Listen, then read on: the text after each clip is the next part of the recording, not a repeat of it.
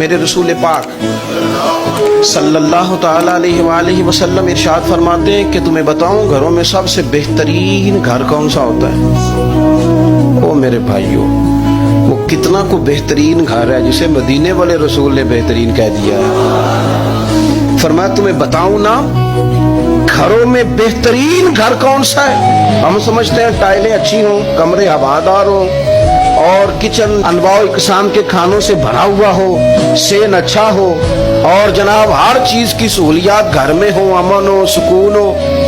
نہیں، حضور فرماتے ہیں مجھ سے پوچھو نا بہترین گھر کون سا ہے؟ تو یا رسول اللہ بتائیے، سیاستہ میں حدیث ہے، کریم رسول فرمانے لگے گھروں میں بہترین گھر وہ ہے جس میں کوئی یتیم رہتا ہو اور اس کے ساتھ سلوک اچھا کیا جاتا ہو، اچھا سلوک کیا جاتا ہو، یتیم کو رکھا جائے پھر اس کی پوری نگرانی کی جائے، اسے پورا پیار دیا جائے، اسے پوری محبت دی جائے، یتیم رہتا ہو اور اس کا خیال بھی رکھا جاتا ہو۔ اور میرے نبی کریم صلی اللہ تعالی علیہ وسلم فرمانے لگے تمہیں بتاؤں نا کہ گھروں میں بدترین گھر کون سا ہوتا ہے؟